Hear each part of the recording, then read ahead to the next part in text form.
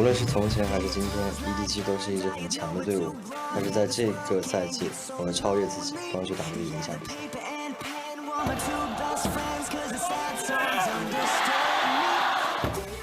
谢谢选手是一名很有实力跟经验的选手。这次下届赛场，我会拿出自己的实力，全力以赴。现在无论是版本的更改，还是 W 阵容的更新，这个赛季我也再次归队，希望可以打好后面的每一场比赛。好人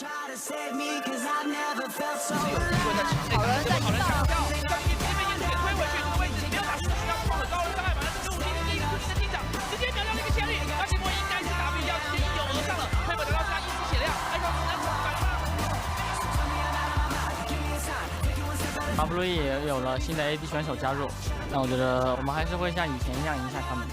在这个赛季，我们又一次面对 EDG， 无论之前的结果如何，这个赛季我们希望打出不一样的风采。和 W 也算老对手、老朋友了。冬季赛的时候2次对阵我们都赢了，我觉得夏季赛也是一样。我只想说2个字：安排。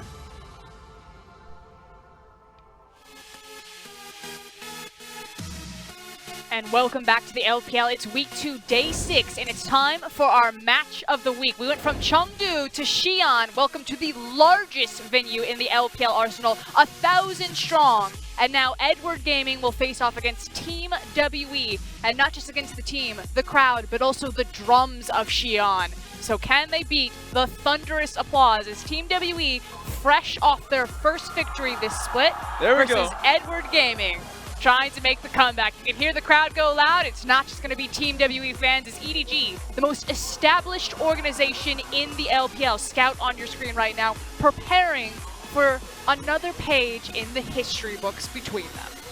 And here's the thing, because going on for quite some time, look at them in the back. Of course, they can hear the crowd throughout the entire time. The only time they actually put headsets on top of them is when they get in game, and they know that the crowd is against them 100%. Yeah, EDG were the betrayers. WE started out in 2011, but EDG's original roster came from WE. Now the only betrayer left is Clearlove, who will be playing today. So there's a lot of tension, a lot of history going on, but it is present day, and those two teams are not really the teams that we had in the past. So let's just catch everyone up. If this is your first time coming to the LPL, you see the TSM CLG matchup, our Team WE and Edward Gaming. What are we expecting? In the red corner from Team WE, is this the semifinalist world representative? Short answer, no. Thank you. They currently are running a 9-man roster. Condi's moving in and out with Pepper, and in the bot lane we have the rotating doors between Mystic, Gentle, and also Imp on the roster. So there's a lot of moving parts. We're not sure, and I don't think they're sure who they're settling on for the future yet. Yeah, when it comes to discussions about who's actually coming into the roster based off interviews, they're just saying whoever is performing the best in scrims. So it feels like it's an experimental period for the organization to find out who's going to be able to snatch that golden, I'd say, trophy, whoever get on that certain roster. Who wants anything. the victory? Just you can grab pick hold it of up. it. Let's go for it. Now, speaking of grabbing hold of victories, or at least missing championships, it's Edward Gaming. We called this team the Machine. It felt like you put all of the players into it and you just printed championships. But most recently, unable to lift the championship cup, sending RNG to MSI. So what is Edward Gaming's place in the league right now? Because on the standings, they're sitting fat and happy still at the very top. They're always known as the domestic powerhouse. Remember when, I would say, summer split of last year, they're the ones who took first seed.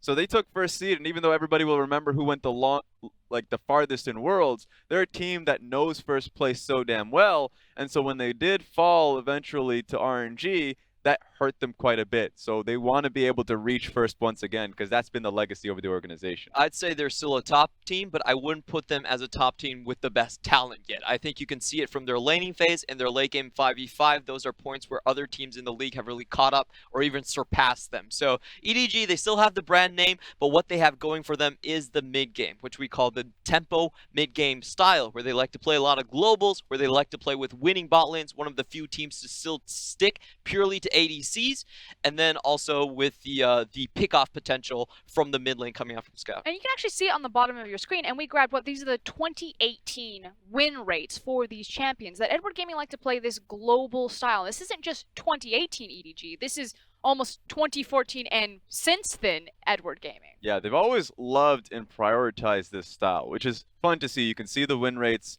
just based off this alone. It is on 2018 as a whole, so even though the team throughout the split has found struggling points, they've gone to the tried and true. So even though the current meta is, hey, you know what, conform to the bruiser bottom lanes, they say, hell no. Well, conform to the bruiser or the skirmishing junglers, they're like, wait a minute, we won't do that as well. They're a team that goes towards the nocturnes far more often here. And this is a play that perfectly sets that up. You can see EDG setting up a death rush. They use those globals to cut off the players that are coming in towards the Baron section, and that's the big thing that globals offer you, the mobility, the ability to group up faster and force enemy team compositions to walk toward your objectives. They are the setup team of the LPL. The setup team, I like that terminology right now because it feels like so many LPL teams just get broken into this box of team fighters, and when, you know, the Western audience sees a team like EDG, they see a lot of team fights. So can you unpack that a little bit more in terms of how these global compositions, this idea of setup with Edward Gaming? So the big thing is that they want you to walk through their own brushes. They're setting up a trap, basically. But the new EDG is different from the old one because of the new meta changes. In the bot lane, they used to be the winningest lane in the entire league with Aibo and Mako. Now, if you stick to ADCs, you can't win that lane anymore. And what they're subbing in is actually using kill pressure. And this is a big thing about Clearlove because he plays a very different champion pool from all the rest of the junglers. He doesn't play the big three of Camille, Xin Zhao, or Graves. Instead, he's going for Sejuani, Rek'Sai, and Nocturne. And all of those champions are amazing when it comes to level 6. They win the bot lane and keep ADCs in the meta with their kill threat. So is this still just about the bot lane for Edward Gaming, or in terms of like as we focus in on this matchup and how it should interact, like what lanes are we paying attention to? For me, it really still is the mid and jungle. I think So structurally, still around Clearlove. structurally speaking, I think that's their most weak point. Their bot lane is winning consistently, but it is because Clearlove is bringing the pressure. I did an interview with iBoy where I asked him, why did you play Kai'Sa for the first time in 2018? And his answer was, well, winning the lane isn't important anymore. I can win the lane if my jungler comes down at level 6 and kills the opponent. That's all I need. So that's a real big shift in the way they play. And that's the thing, if we're talking about the matchups for both of these teams, for WE, it's going to still be Condi or Pepper just trying to help out Xie because Xie's had a fantastic year thus far. But for me, when it comes to EDG, you're right in the sense I think that Clearlove is going to be heading towards bottom lane far more often. That what I saw in the previous games for Clearlove is that, especially on the Nocturne picks, he times when he hits 6 to be on Krugs so he can be there for Mako. And so it's not just Mako being the lone general in the team anymore. He can tag team with Clearlove, take sole control of vision on the bottom side of the map, and go for those kills. But so moving from this position of like the general to the tactician with Clearlove coming back into it, I mean, when we grabbed hold of Edward Gaming, you know, this new EDGs they're trying to fit into the 8-11 meta, we said Mako is still the North Star. Everything is about him. When Clearlove's on the map, and from what I'm hearing from you guys, no, this matchup is actually still decided by the jungler. So what is it with Edward Gaming? Is Mako really the pivotal point where he used to when Haro was subbing in, or is it now more about Clearlove? For me, Mako is still the main shot caller of the team, and that's different from past versions of EDG. When I sat down with iBoy, what he told me was that the information is funneled through Clearlove, but Mako is the one making the shots. He's making all of the big decisions, and I think a lot of the burden is being taken off of him with Clearlove back in the team. He has a second mind to process the strategies necessary, so that frees up a lot of opportunities for his own plays. We're going to go ahead and take a look at the lineup, starting on the blue side with the red team. It's Team WE, 957. It's not Condi, it's Pepper, CA, Mystic returning, as well as their newest support in Missing. There was an interview done with the team, of course, with Mystic making a point that he feels like this iteration between him and Pepper are far more aggressive, so we should see a much more early game bang coming out of this team. And your boys in black, they're back. It's Ray, Clearlove, Scout, iBoy, and Mako. And not much changing here. Remember, we talked about Mako a lot. I think something you talked about, Clement, here is that he can come in as a secondary tactician, kind of alleviate the stress in terms of strategy. And what you can see is such incredible plays coming out of him. The Gragas in particular, when he comes out and you see play after play after play with him. It was insane to see the performance that he had in this game just based off that alone. And you can see it right now on your screen, exactly that. We used to say that the best Gragas might be Clearlove, and then MLXLE is like, no, I'm the best Gragas. And Mako threw down the gauntlet, it was, no, I am the best Gragas. Hell yeah, like just in the blue side jungle alone. And the funniest thing is I can't even keep track of how many they're going to throw at us because... Oh, this is my favorite. It was highlight play after highlight play. The prediction, the prediction on the LeBlanc allowing iBoy to get the kill just off that alone, it was psychotic. But ultimately, we're seeing so much adaptation from Edward Gaming in terms of how they want to fit their style into the parameters of 8-11. Team WE, FLICKR is starting. What does that mean? Do they have a read on this meta? I think it's a more aggressive look. They're looking at really snowballing Xie instead of Xie snowballing Condi, which is a thing they tried a couple times with the gold funneling thing. So I believe it's more aggressive, it's more early and invade heavy, and I think that's actually a good counter to what EDG is doing. Okay, so now it's on the line. It's time for predictions. Who is actually going to win this matchup? And Raz, I'm going to start with you. All right. If you watched the previous game, you know I've already spoiled it to you. EDG is going to take this one with ease because it's WE that has so much to grow on, so much to learn just based off of the roster and identity. I think EDG already has that leverage for themselves. So recent form, Clement, now to you. I have to go with EDG as well because I think WE is still figuring out the meta. They've tried gold funneling, they tried sitting back till 35 minutes, and they've tried a lot of things that didn't work out. So I think they're still grasping at things. 9-man rotating roster, not a great deal. Throwing everything. So if Team WE were to walk away with this win, how do they do it? Ooh, if they do it, it's going to be based off the mid-jungle synergy once again. Because FLICKR is super aggressive. And he is the type, much like MLXG, who's played behind MLXG to go into ClearLove's jungle and to really just mess him up early. So that's what I would expect to happen early on in this game.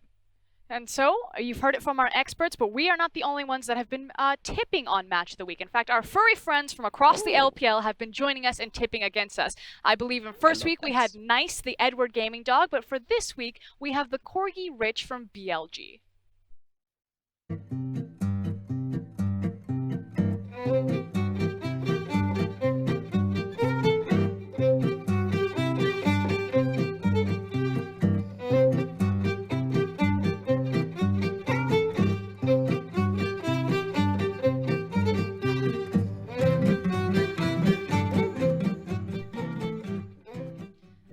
He's adorable, I will say that, but he ate Edward Gaming first and then Team WE, so, I mean, do we just count that as EDG? It's 100% it's EDG, you know, little brother, he recognized who his allegiance is by, and even, I'll take it as he thinks it's going to go to Game 3. Oh, a game of peace, that's what he means. Yeah. Ah, that's a smart interpretation. Wow, they bet better than you guys did. You're the dog whisperer. Wait a minute. Yeah, well, we both went 2-0 EDG though, so. That said, we've heard enough from these guys. Let's go ahead and listen to Mako and then over to the casters. 其实 WE 这个赛季的阵容变动还挺大的，然后他们也其实没有打很多场比赛，我们也没什么好研究的。现在 WE 他们 AD 比较多嘛，然后。就我们应该是看谁上场，然后就是会有专门就是可能会制定好的那些东西吧。 Thank you very much, Mako, as well as FLICKR and the rest of the desk. I'm Matthew Fish Stewart. Joining me is Zach Rusty Pie. About to get into the second match of today and also our match of the week. It's going to be Edward Gaming taking on Team WE. But to answer Mako's question, in the AD carry position for Team WE, it's going to be Mystic starting today. He said something special for each particular AD carry. That does make me wonder what they will have in store. iBoy, I mean, he really plays AD carries, and Mystic has already shown in the 2 games that he has played that he's got the Swain and he's got the Ezreal, so he may be able to play both well. And he looked mighty fine on that Ezreal pick as well. We used to know him as one of the few people in the LPL that was allowed to play Ezreal. It seems like it's still the case. And you might be seeing the I am Groot signs around everywhere for Team WE, and that's simply because Mystic went on Weibo, said I am Groot, posted a Groot emoji, commented on his own post saying I am Groot, and posted another Groot emoji. So he's a big fan of Groot. So WE are now a big fan of Groot. To which one of the Team WE fans actually clipped that and sent it over to Dom, who we say is the Groot of the LPL casting team, and said, are you Groot or are you just Mystic? Apparently they're both the same people, but it's both the same person at this point. So it seems. But WE are going to be playing out of their home arena for Oscar, and already mentioned that it's the largest arena currently out of all the LPL teams, and they're up against EDG, a hype matchup. Both these teams went to the World Championship last year.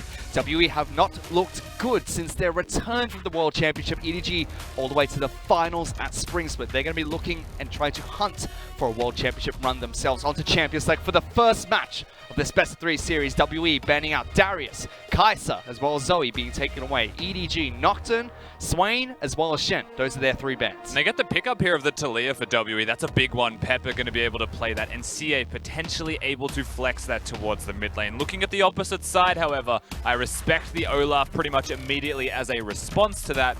No flicks are going to stop that Olaf from charging at you. And if you go for an early rotation of Ashe, either EDG knew this was coming and they went for the Olaf to defuse it, or you're just setting yourself up for a pretty bad experience with that Olaf chasing you down. Well, let's see if WE do go for the Ashe pick later on, or if they swap up to something else with the Olaf already being picked up by EDG. Irelia was another pick that EDG locked in nice and early. Could still go to either Scout or Ray in the top lane. iBoy mainly goes towards his AD carries, so Yeah. we probably shouldn't see it in the bottom lane. Well, usually Ashe does come with Tahm Kench as a duo in the draft phase. This is one of the few reasons that you'll always see Ashe Tahm Kench picked on blue side. You tend to pick them as the duos last pick, and your last 2 rotations rather, or in the one that you saw just here. So EDG, they'll see that, they'll be able to pick up an AD carry for themselves. iBoy has only played 2 champions so far this split fish, and this is it again. Yeah, Lucian being picked up, that was one of the 2 that he's only played. Speaking of players that only play a couple or 1 champion, Pepper's played 3 games for Team WE. That was their last set, which Team WE picked up a victory. And he only played Olaf. Yeah. Yes, he picked up Talia nice and early. That should be the jungle pick for WE. Yeah. It could still be a pick for Missing as a support. It could still be a mid lane pick. EDG have taken away that 1 champion Pepper has shown so far. So going to be curious to see him on a different champion for this set. Top of that, Vladimir is going to be the first ban that comes out from EDG. Mystic has already shown that he can play Swain in the bottom lane, but with the Ashe pick already there, means that this should be bans towards 957 or Seer. I do have a question regarding Seer as well on can he play the likes of the Yasuo and be successful with it. Often we have seen that into the Aurelia, Yasuo can get picked as of the last couple days. It's a hyperscaling champion that can go towards that mid lane and does have decent control. It's hard to kill, and it's a skill matchup that I am sure Xie should be confident in taking. Well, he's played 9 unique champions already in the summer split of the LPL, including the likes of Irelia. Talia was sent into the mid lane as well. Support picks of the Karma as well as Lulu are very common for Seer. He is a very support-based person. Yeah, he's got 9 champions, but 4 different styles. He's got your regular Zoes, he's got your Braum in there, he played the Karthus in the Karthus Nunu, and then he's also been able to play the Lulus and protective styles that he's known for. Tends to take teleport on all of them regardless. That is Xie in a nutshell. Making sure he can assist the team wherever he possibly can. In fact, WE going for their last few bans, Braum as well as Aatrox with their final bans against EDG. EDG continue to ban out mages, however, as Ryze is taken away, so Seer should not have access to that champion. And Fiddlesticks locked in the bottom lane to pair up with the Lucian pick for iBoy. Yeah, both supports here, Mako and Missing, are able to play the Gragas and the Fiddlesticks. 2 of the new supports to actually bring about the new meta regarding the support champions. And Fiddlesticks here, picked into the Talia and the Tahm Kench and the Ashe. It's one of those picks that it's got a bit of RNG in it. We'll put it that way with the crows flying everywhere trying to silence you. If you can silence a Tahm Kench in a skirmish, well, that's actually going to do a lot for you in killing the Ashe. Yeah, especially if we already get the jump onto that Ashe and Tahm Kench can't protect her. We'll have to keep track of that bottom lane later on in the matchup. But WE have to show their hand. They have to show what their final picks are going to be. Dr. Mundo as well as Gangplank. They're going to get locked in for WE. Only one of these 2 champions can go into the top lane. Hey? Yes! Where are they going to go, Rusty? I mean, Dr. Mundo jungle, back to the TPA Season 2 run? Yeah, see, that's what I was looking at. I was like, okay, so they could go mid and top lane, sure. There's a chance that Mundo goes mid lane into the Aurelia just because he's a Mundo. We've got a Kled potentially on the other side as well. Charge! The Gangplank also can go mid, but that's really risky against an Aurelia. And now we don't even know if it's Aurelia or Kled mid going off the Rogue Warriors mantra. They've put Kled mid before. Who knows? We'll have to keep track and see where these swaps go. But one thing's for sure, it should be Pepper picking up Talia in the jungle, unless that's where Dr. Mundo goes. But for EDG, Ray picking up Kled into the top lane. Irelia going into the mid lane. That's where we've seen this champion being put most, especially after MSI, and towards the latter half of MSI as well. But a Gangplank mid, that could be the pickup for WE. That's interesting. There's no Yasuo to be picked by Xie. That was the question we had for him before. Instead, he goes Gangplank, a hard champion to kill. Definitely in a short lane like mid. Very difficult to deal with. You can play with the kegs nicely. You may not hit a lot of them because you don't have bushes like the top lane works.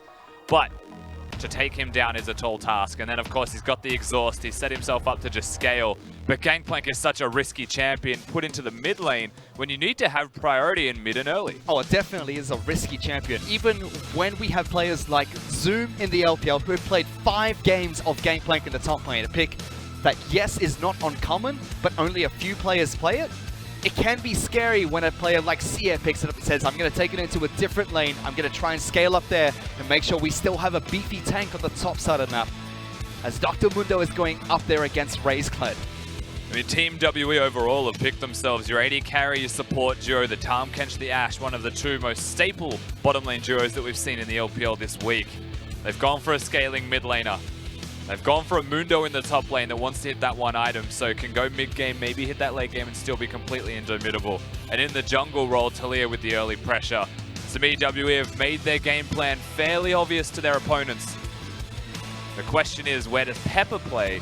And does he want to go towards bot side if they've got push, or does he go to top where the Mundo can start to snowball? And Mako did say that EDG had a strategy for whatever AD carry WE decide to play throughout this set. Starting with Mystic, they showed some different champion picks, but nothing too unorthodox. Kled going to the top side of the map with Irelia in the mid lane. Want to see what their strategy is going to be up against Mystic, who's made a return to the LPL, but fairly standard. A couple of unorthodox things being thrown into the works. Fantastic for our first match of this best of 3 series. Let's get on to the Rift for game number 1.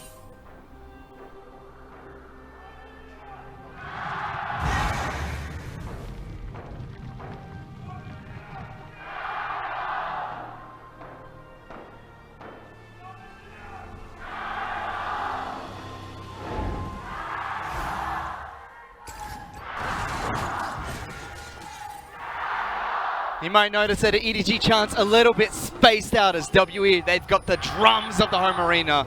They're not done just yet either, still giving one final chant before these two teams clash in game number 1. But both teams, no early invade, just spotting out where both sides are trying to start inside their respective jungles, fanning out, getting as much vision as possible to kick us off. And it does look like with the surprising draft that standard starts will be seen, especially with lane assignments. We're not going to get any swaps. The AD carry supports will be starting in the bottom lane. So when we look towards how these junglers start out, our first question was towards Pepper. It looks to me as though he's going to go from top to bottom, getting that blue buff leash from a Mundo. Mundo very good at leashing with the cleavers. His base damage at level 1 is incredibly high against jungle monsters. Yes. So Talia does have a decent clear speed compared to Clearlove, who's going to be fairly low health on his clear on the same side. High base damage, that's percentage max hit points as well, or current hit points, I believe, so clears out the jungle camps quite well. That's why we speculated, you know, he could still head into the jungle if Talia was going to go mid lane and Gangplank headed to the top lane. Olaf, as you mentioned, started on the red side, went for Raptors first. So he's going to go very low, does smite away his Krugs as well. We should see him either recall or go towards that Scuttle Crab later on. Yeah, I actually think he'll go Krugs, maybe check if the Scuttle Crab's there through Tribush on the top side, then just go towards the base afterwards, depending on how he feels. And you would assume, for the most part, Talia is one of the better Scuttle Crab taking champions. So he's going to go the safe option here and recall Clearlove instead of even checking to see if it's there. No risks need to be taken from the jungler of EDG, especially when his lanes, when you look towards top side, it's a phage. You get that phage, you have a bit more control in lane. When you look towards mid, a Sheen is the point where you really come online. So prior to that, Clearlove, a little bit more cautious. Yes, he will move into the blue side of his jungle and has his Keystone Rune of Predator online by picking up Boots of Mobility. Sorry, Boots, just the brown boots for now. We'll keep track of these two junglers later on. But checking in with the bottom lane, WE's missing. He's gone for Unsealed Spellbook on his Tahm Kench pick to protect Mystic's Ashe. Unorthodox, you would have to imagine him missing. We'll be changing summoner spells left, right, and center, and we'll have to see what his priorities shift towards if the Ignite just later becomes an Exhaust or something of the likes. But sooner or later, when you scale up and you start to have to cycle through those summoner spells again, get a bit awkward if you don't have that Exhaust available. Of course, Cleanse will be perhaps the later game option, but then you use it once and it's also gone. And he can always go towards a QSS afterwards if he still needs to get rid of crowd control, but we'll check in with what summoner spell he swaps over to later. Still holding on to that Exhaust as you mentioned. 957 in the top lane is pushing in against Ray, making sure he's kept underneath this turret. However, that's the only solo lane that's going, only lane that's really going well for W at the moment. Gangplank's already been pushed in quite heavily by Scout, sent back to base nice and early. Teleport is available for Irelia, but Sia is packing Exhaust. And even in the bottom lane, Mako as well as iBoy have done a good job so far of keeping both Mystic and Missing stuck underneath their turrets. I mean, they've just been soaking in the bottom lane. It's a Doran shield start from iBoy on the Lucian, so wants to sustain through the poke as best he can. Ultimately, they aren't pushing W under the turret. They just want to keep them at bay, keep them nearby, and keep the vision on them to not allow Missing to go missing or be freed up at all. And no action from these two junglers just yet. Pepper as well as Clearlove have just been farming.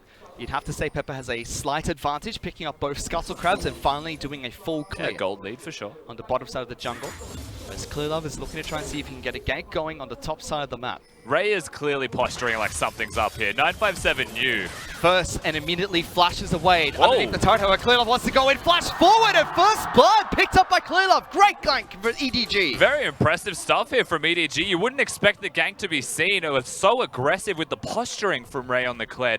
He knew something was up. The Mundo was trying to be cautious and stay at cleaver range only, but still they're able to catch him down. That's the strength of a Kled with his chase potential there. At the same time, the Predator on the boots, Olaf went in. Fantastic juggling of Aggro underneath that turret as well, and they denied quite a large wave. But a fight in the bottom lane. Pepper looking to fling one backwards. Mako forced the flash very early into that skirmish.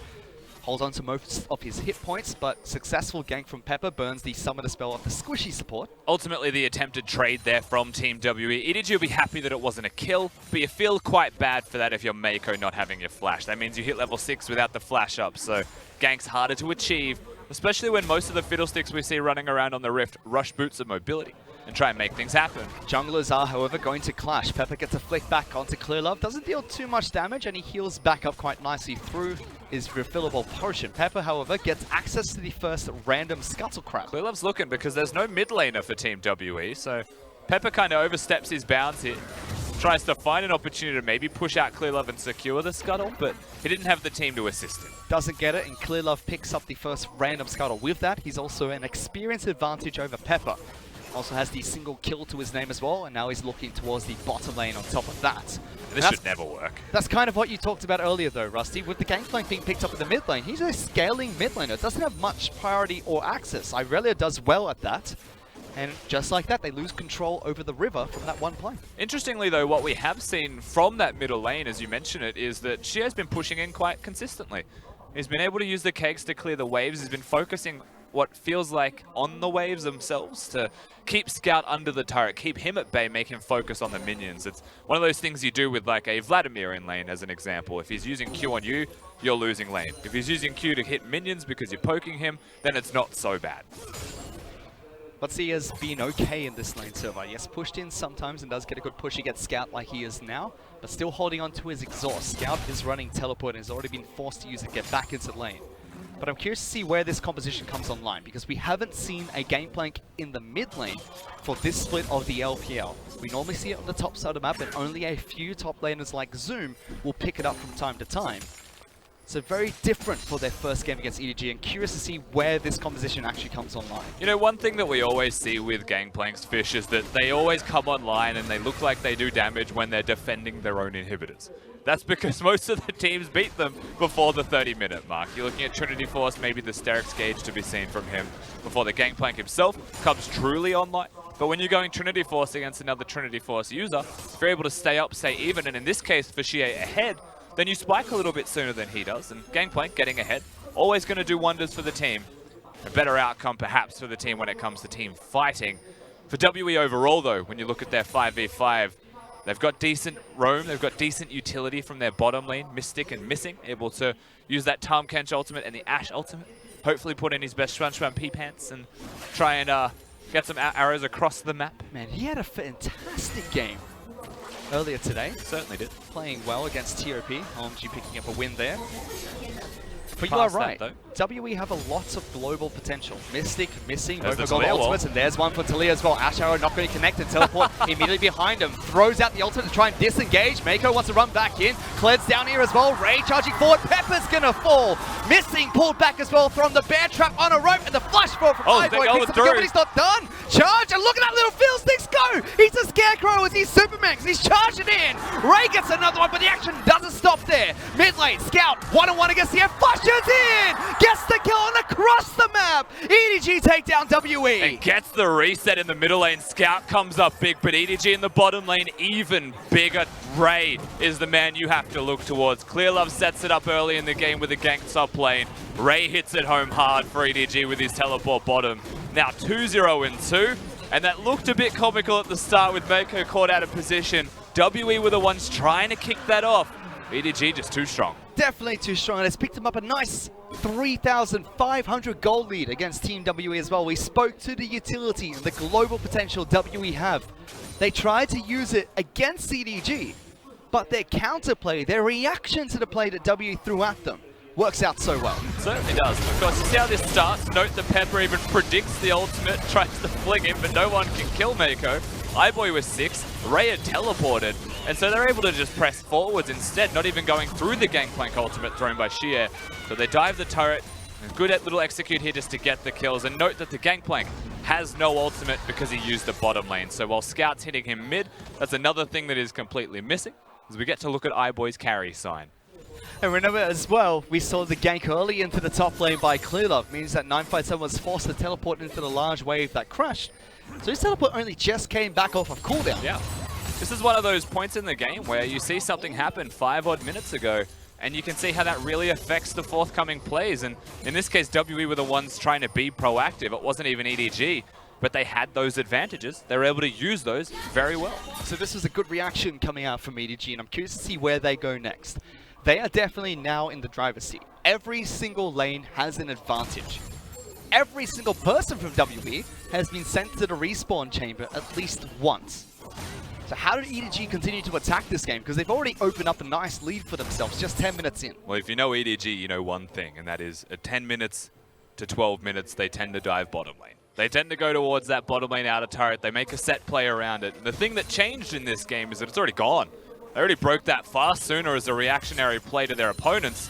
So it doesn't go mid, or rather it doesn't go bottom. It goes top lane and mid. The option's now open for them completely because Ray doesn't have to teleport to make that play. He can just walk up. He has control of the 1v1. 2-0 and 2. Definitely a strong Kled, and you can see him every time he clears. He disappears towards mid, threatens the Gangplank, who's very much useless then, has to respect it, or he risks dying. Yeah, especially since EDG, they're just such a well-oiled machine. They always have a setup ready there. Mid-game is fantastic to watch. And when they get those setups ready for themselves, they start to run over teams. And note that Ray is sitting mid lane now. He's not looking to gank, he's farming. Scout's gone bottom with teleport. So, you know, that screams to me one thing, and that is topside objectives, topside outer turret. Rift Herald now another one that they can look towards with no contest from their opponents. The teleport is there from 957, but Pepper was bot side. That's immediately what EDG moved towards. Rift Herald is going to be the objective of focus and no contest coming out from Team WE. They give up the objective. They say, we're not strong enough to fight this just yet.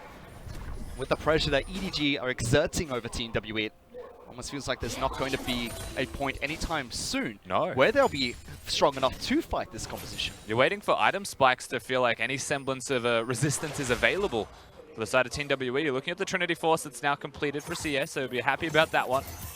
In the bottom lane, Blade of the Ruined King still needed. Or it's just not going to be a good idea to trade against iBoy, who already has that one up and available. With the Herald that they just secured EDG, very clear cut that they could use that in the middle lane. And you would expect that the 3-man bruiser combo of an Olaf, a Kled, and an Aurelia can just control their lanes and bring it all mid.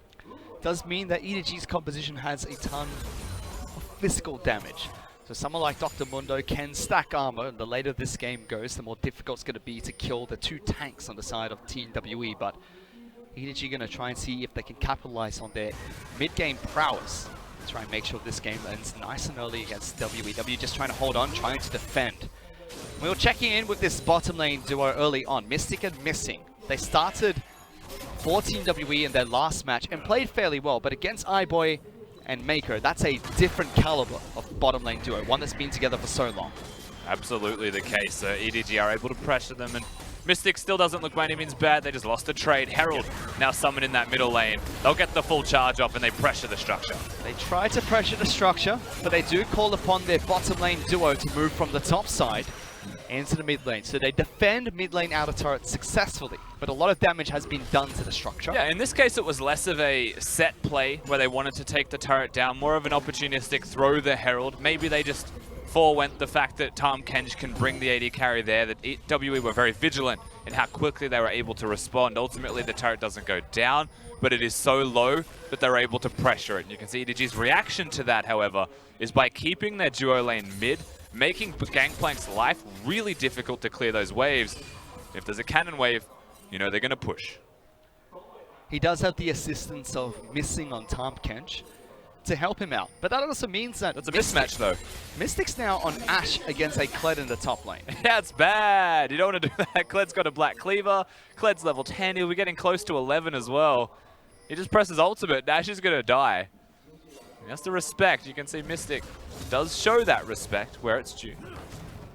But EDG aren't able to push too hard, so this mid lane outer turret stays alive for a little bit longer. Very low, a few more pushes would be enough for EDG, but they tried to use this time to head back to base and pick up a few more items for themselves. Aurelia yet to complete that Trinity Force, still sitting on a couple of components, rushing the Ninja Tabby first. Topside Tiamat already complete with the Black Cleaver for Ray. And a BF Sword being picked up very early for iBoy. Not going towards the Black Cleaver just yet. You have to expect that Scout's very close to having that Trinity Force ready for himself now. He's also got that kill and a couple of CS in advantage for himself. Gangplank does get extra gold, but that's a lot of extra gold he's been able to secure. The difference between them both having corrupting potions as well. So he'll get that Trinity Force soon. They'll get their item spike soon, EDG. WE on the opposite side are still playing that scaling game. And 4,000 gold at 15 minutes is a sizable difference that does mean a great deal. But WE are just trying to weather that storm and get later and later, as late as they can, and try and find the team fight. Because that feels like the win condition for Team WE. Scale up, make sure Ashe and Gangplank have enough items to carry, and Tom Kench and Dr. Mundo are tanky enough to deal with the backline of EDG. Whereas for EDG, we normally see them start to capitalize and punish their opponents at this point of the match. 15 minutes They currently are. They're trying to push forward towards the mid lane. They took 2 elemental dragons for themselves, a cloud dragon as well as an ocean dragon. They took the Rift Herald earlier, and they continue to pressure this mid lane. But WE so far holding on, making sure they don't bleed out, but they haven't stopped the bleeding just yet. They're doing well to hold it, you know, they've just covered the wound up. They've got some band-aids on, but it's not going to actually help them by any means. The gold is staying fairly similar to what it has remained at. Top lane is getting pressured, mid lane is getting pressured. Those two turrets are very close to falling down, and that grows that gold lead only further in favor of EDG. Finally, the turret falls, but Arrow coming out forces iBoy to not only dash, but also flash away. Even Ragnarok being burnt by Clearlove to escape. That was a sick arrow out of Mystic there. It means he doesn't have arrow to defend top lane, but he does have the reinforcements of his allies as the mid lane outer turret went down. That was close. iBoy, I thought he was going to die there. It was close, but EDG take the safe play, burn a couple of summoner spells, burn the ultimate from Olaf as well. Head back to base once again, pick up those items. Trinity Force is now complete for Aurelia. That's a big pickup for Scout. Even iBoy going back to base, but only picks up his Berserker Greaves. Nothing too fancy for him just yet. But now they could definitely attack the top side of the map. Even teleport being used by Whoosh to get up here nice and early, continue to pressure this turret. Ashe has not gone back to base recently, doesn't have that arrow available. Yeah, they bring everyone up here, EDG. It's not just the teleport from iBoy. He's got the item spikes and the recall perhaps necessary from Mystic soon. Arrow's still not available for him currently. Missing. Caught out of position here. Uses the grey health very early. Pepper's fling doesn't take him backwards, but Mako throw storms into the backline, forcing the flash coming out from the support. Mako himself forced the flash away as the wall gets built by Pepper. Mystic slowing down the support, picks up the first kill for Team WE, counters the gank that came out onto his support. Mako commits super hard. EDG maybe not able to. Scout in a bad spot. WE trying to turn this spot, but Scout falls so quickly. Pepper picks up that kill. Missing tries to jump into the backlines with his 80 carry. Mystic over the wall, slows down Ray, knocks away the cowardly Lizard, chasing down Kled and WE. They make their way onto the scoreboard, picking up 2 more. They get 3 kills total. Now they go towards mid lane. Lucian has no culling. They can't really defend the turret, and you would expect that WE can push this extremely quickly. EDG just collapsed all at once, and WE collapsed upon them. They're able to make the big plays. And this is criticism we have about EDG for quite some time now. They were set up to try and take that top lane out of turret, but they didn't commit to that set play, reacted to missing being out of position. And EDG are a team that normally require that setup. With that one play being botched, WE have found their way back into the game. They're now only 2,000 gold behind EDG. And that's a scary thing. They've got that scaling mid laner, they've got an AP carry in the jungle role, and they've got an AD carry in Ashe down in that bottom lane. And we have seen some late game team fights from Ashe that can just solo carry against their opponents. Now, we'll get to see this again. Mako just steps up way too far. Could have flashed perhaps towards Clearlove and his team, but chooses to go towards the blue. Doesn't get the fear onto Ashe, does it onto the blue buff. So very tragic stuff there from EDG's support in Mako. But then Scout separates from Ray, gets caught. Ray tries to help him, also gets caught out of position at the same time, and finally they do choose to disengage. But from here, this is just the third kill in a series of events that went very poorly for EDG off the back of their own decision. They decided to not to stick with their call there. Multiple members top lane. Ash was very clearly going back to base, and that top lane turret was so close to falling that during that replay, EDG were able to take it anyway. Still, it's only a 2,000 gold lead for EDG. A good reactionary play from WE. Very unlike what we normally see from EDG, and suddenly WE's win condition of sitting back, scaling up, farming on both Ash as well as Gangplank is becoming a lot better for them and something that looks doable now. And it felt like everything was going to plan for EDG for our red side here. They're a setup style team. They hit that mid game. You give them 5 minutes to set up a play, they'll make the play happen. And they get 4.5 minutes into the grand plan, all of the outer turrets going down. And they just find someone. They get a sniff and they're like, this is the target that we wanted. It was not going to happen for them. It was a ruse. Not intentional by missing, I must add, but it was one nonetheless. Yes, it was. But we had the comparison between Mystic and Missing and iBoy and Mako. iBoy and Mako have solidified themselves as a stable and solid duo. They've been to a world championship before. Mako is the best support in the LPL at the moment, and iBoy is a mechanically strong AD carry. Mystic impressed on his first game back, but now he's up against a top caliber team. Missing has been looking fine, but we haven't seen him tested yet. This is a big heat check for them. The laning phase looked okay. They were naturally pushed back, EDG. but EDG are looking for a They're fight. charging in. Trying to catch Sia out of position. Fear goes down to Gangplank, eats an orange, and his K. Flickback doesn't connect, but he throws out his own cannon barrage to make sure that EDG are forced to disengage. Mystic still has the Ash arrow, so they didn't engage Mako. Surprise party coming out from Mako. Looks to lock down Missing. That's a tanky Tom Kench. However, Grey Health's going to keep him nice and healthy. Protecting Ash. Throws Mystic back, but it's not going to be enough. 2 kills already been picked up, and iBoy falls right afterwards. Dr. Mundo gets a revenge kill for Team WE. Healing up through his stasis. Going on top of Cleared up, but Kled charging over the wall. Able to lock down the tank, but is it going to be enough? There he goes again. Scout picks up his third onto the late team fight. He will fall as Sia gets one. Bouncing through them as a dark wind, almost taking both of them down. Chaotic team fight. EDG narrowly win it. Just getting the remount there. Ray survives by the smallest of margins. EDG, they push themselves to the absolute limits to continue that trade forwards, and they almost pay for it. You can see the health bars lacking on them right now. You can swear that that's entirely Skarl's health because there is no Kled HP right there. And still they get the fight. Scout gets himself some kills even though he dies for it. Very worth for EDG. Fantastic to watch coming out from the Arvela. Trinity Force complete, Sterix Gauge complete as well, matching the items that Sia has at the moment. And actually looked like WE disengaged successfully, but EDG re-engaged so well. The Fiddlesticks with the re-engage, and of course, trying to save the mispositioned AD carry gives Scout the 1-2 step with the Qs, resets everywhere. And Mundo, just so hard to kill. The only reason that WE had a chance in this fight is because of how healthy he is and how long he lasts staying alive. So Ray will get dismounted in the end as 957 goes down. And watch how low he actually gets. The red buff is ticking on him at the exact point that he... No, you don't get to watch it. We don't get to watch it because it's a fight top lane. Scout's going to be the first casualty. Team WE collapse onto that top lane. Teleports being thrown up there by both Ray as well as iBoy, but they're only there to try and defend this turret. Charge is available for Ray. If EDG think they can pick a fight, they could try and defend this turret, but WE have 5 members strong up here. Yeah, Scout dying again. At the end of that fight, he goes down trying to help his team win, but this time, looks like he just recalled, came back to lane, or respawned rather, came back to lane and was preyed upon by Team WE. They get a turret. They've got Mijaz going on their Pepper Talia jungle at the moment. I don't know why he's got him, but he's really feeling himself clearly. 10 stacks. So 10 stacks, baby. It's efficient right now, Rusty, and it's only going to get better and better as long as he doesn't die anymore in these fights. 3-1-2. Pep have a great game. We were talking about, can he take it to Clearlove? Clearlove coming back to the EDG roster, starting and playing all their games so far. The question, could he be taken down by the likes of Pepper, who used to be an early game focused jungler when he was playing in the spring split for FPX.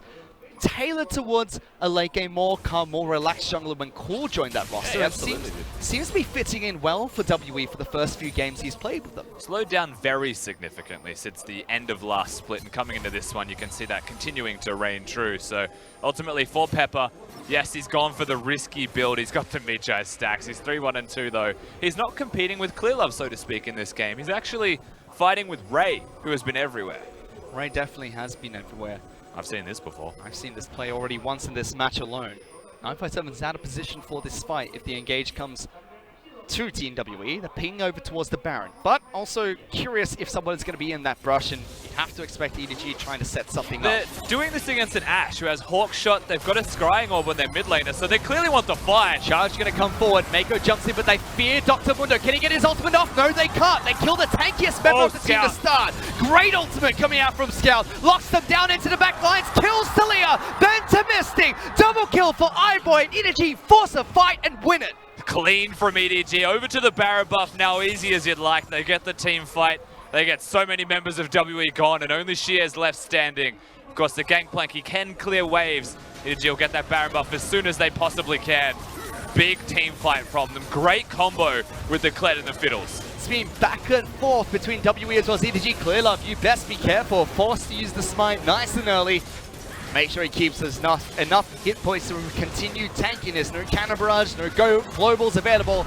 As EDG secure a Baron buff for themselves just 25 minutes into this match. They're even able to defend the bottom lane with Scout's teleport at the back end of that. You see the engage on this fight. Mundo just crowd controlled constantly, and then Scout gets everyone with that ultimate. Look at the resets, constantly dashing around. He's so hard to deal with.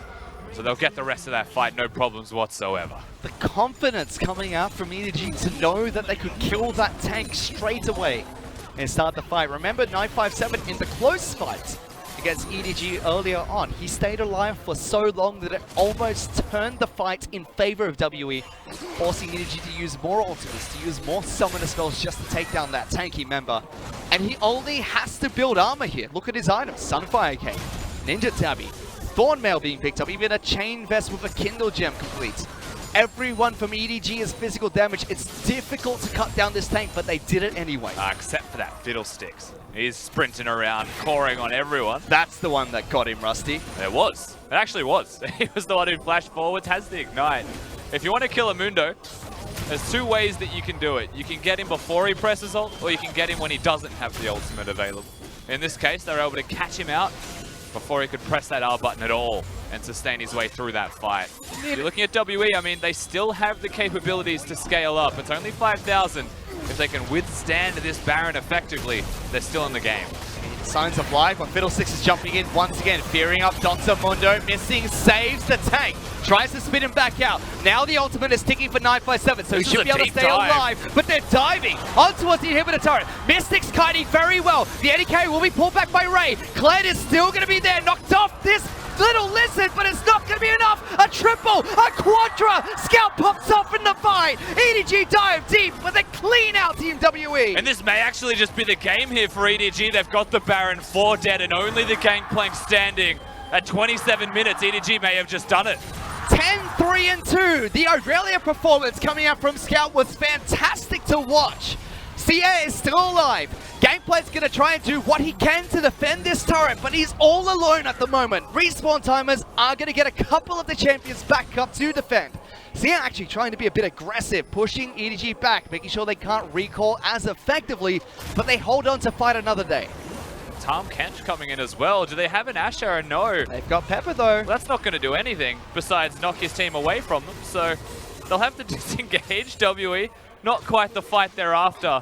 And this is that risk. You know, we'll get to see it again. EDG, they were snowballing. They've got the Baron, the Kled ult making everyone go super speed to keep chasing their opponents down. This was a very aggressive dive. And the reason it's risky is Mundo's still hitting. Mystic was free hitting the entire time. Xie, whilst he was low, persevered. He survived through and can still contribute. And they get low. If they weren't that far ahead, it may not have been that successful. This week in the LPL as well, we started to see more stopwatches being picked up. We saw it being used quite effectively during the start of Spring Split. Now the champions are buying in, holding onto it for crucial team fights. Both Mako as well as Scout were able to dive so deep, pop the stopwatch, go into stasis for a while and restart the fight. effective for them in that skirmish. 10-3 and 2. Irelia are doing so well right now. Yeah. And EDG, they may have made a couple of mistakes. They may have faltered, but they still show they can set up and they have an interesting strategy this time around. It's not Mako surprising with the ultimate. It's just that Kled making sure that Fiddlesticks can run as fast as he possibly can towards the other team. What's impressive to me, though, from EDG is the lack of hesitation. They get vision, they acknowledge the WE don't. So within seconds, if they see a single opportunity, they're going forwards. The Fiddlesticks is ulting, and they've got the Kled going in. The composition is designed and sculpted to do that, but they do it incredibly well. And poor Mystic as well. That time round, EDG said, you know what, we could kill Dr. Mundo once, let's try and do it again.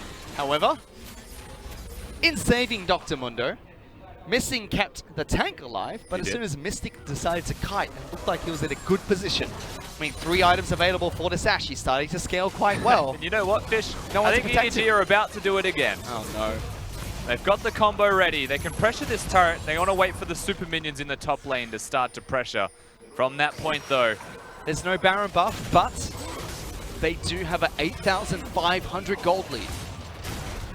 CS still sticking on a couple of items, but they tried to engage. Whoa. Nice dash coming out of iBoy. Cluelove says, I'll take one for the team.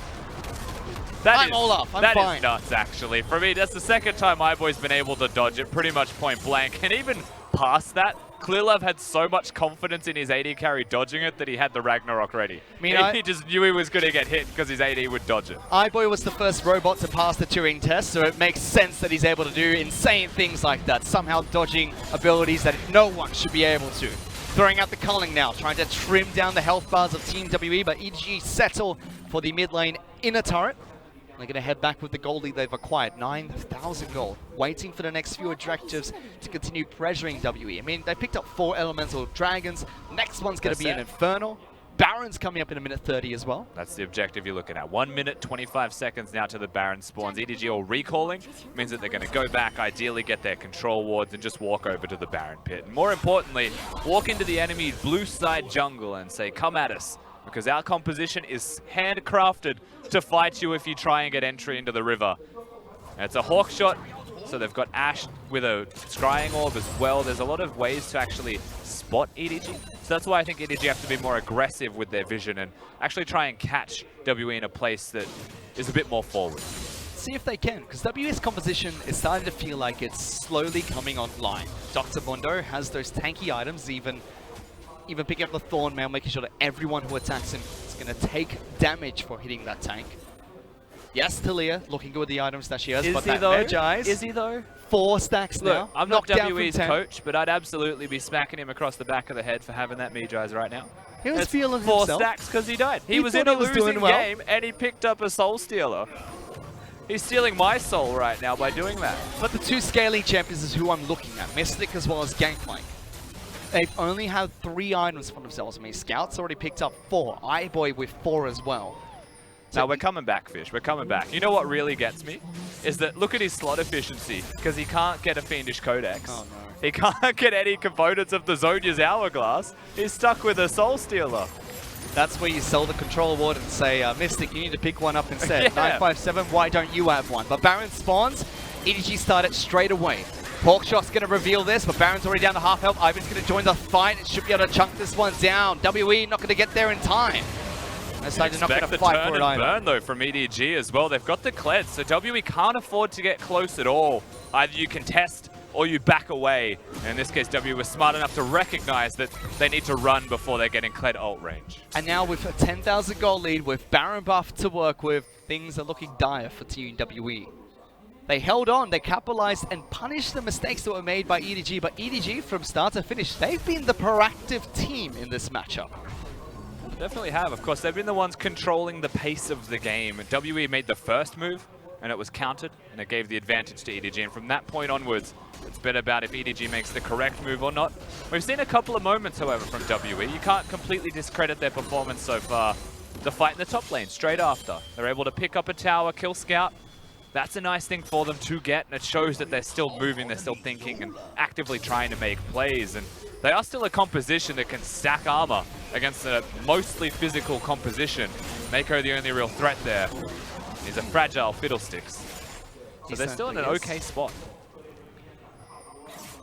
Could be worse is what I'm saying. It's not an okay spot. It could be worse, but it was so much better for them early.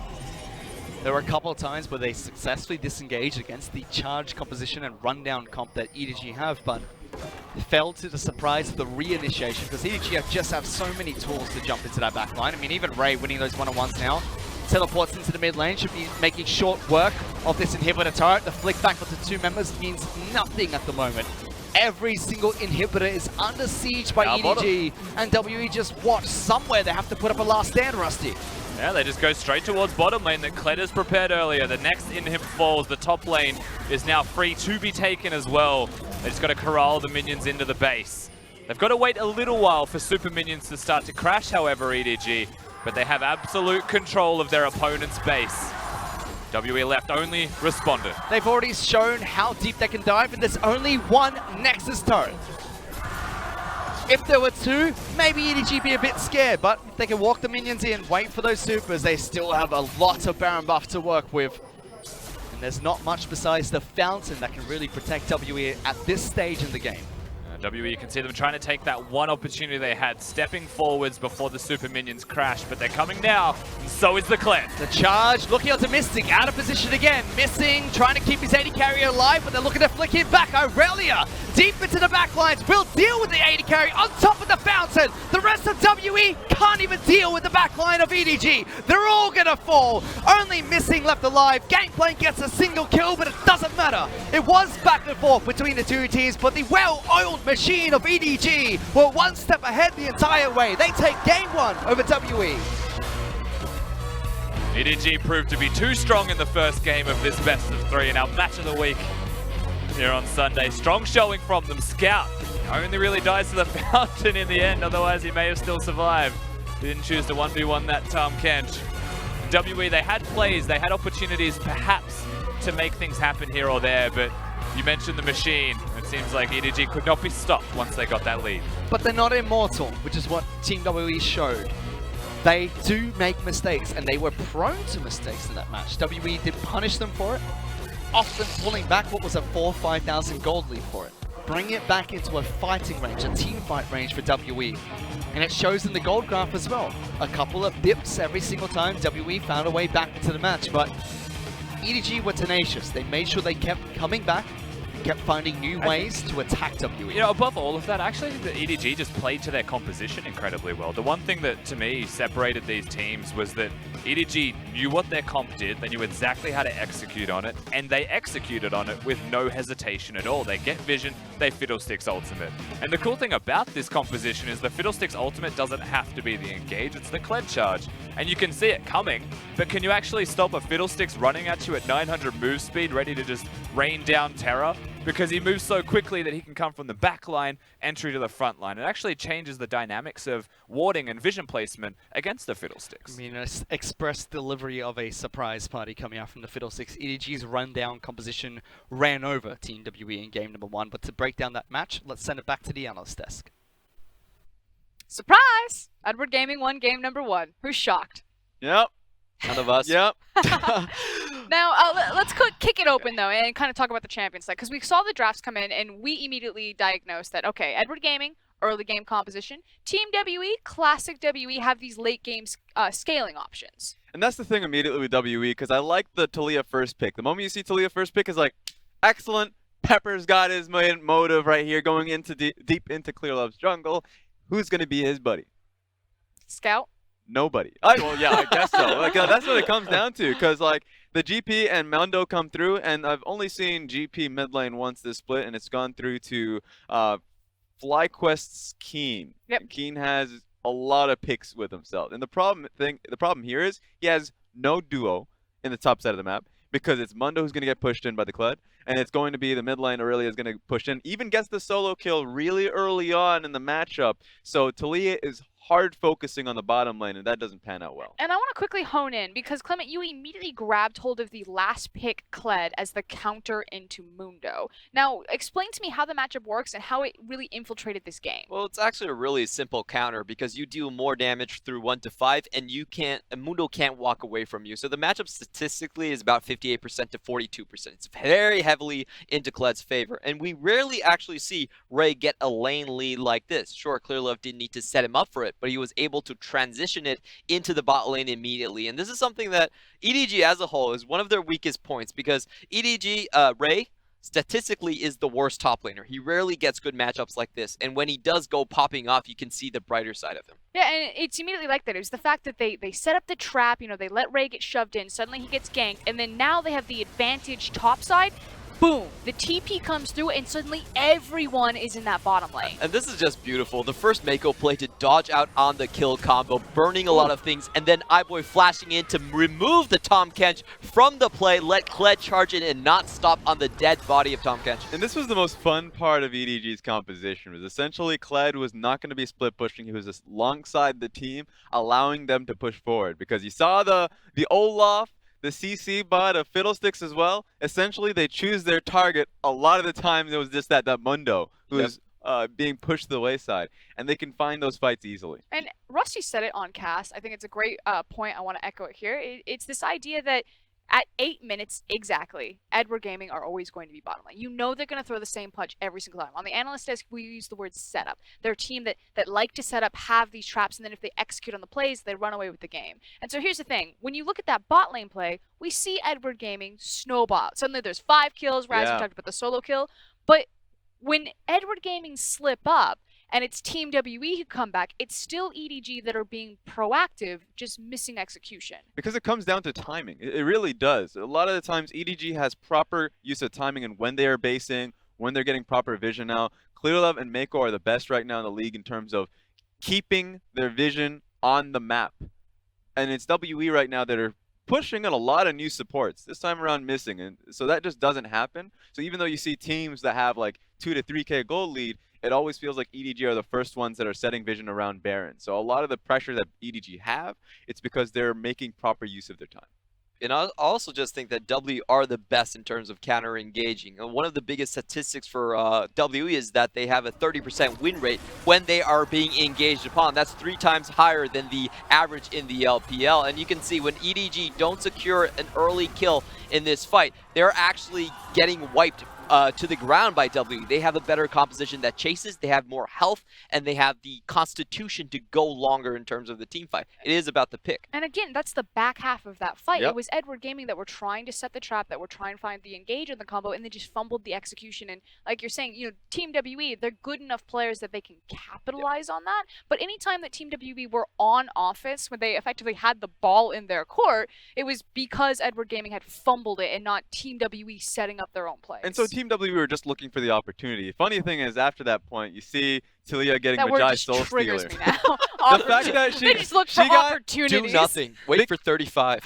What are you gonna do if you're that far behind? And so Yeah, Talia gets Soul Stealer, and that from that point you're like, you're feeling real confident you're not gonna toss the ball right back in their court, right? So immediately dies and it becomes inefficient. So that play is a great example of EDG making a mistake, but that's never an end game for them because they're always coming back onto the map and you have faith that they can set up properly for the next one. So it's going to be an uphill battle for Team WE because in this game, it looked like there was a clear idea of what they wanted to do bottom lane, and it obviously didn't work out for them. And of course, the final nail in the coffin, the setup play from Edward Gaming. They understood, okay, our composition, it's about the early game. We're running out of time.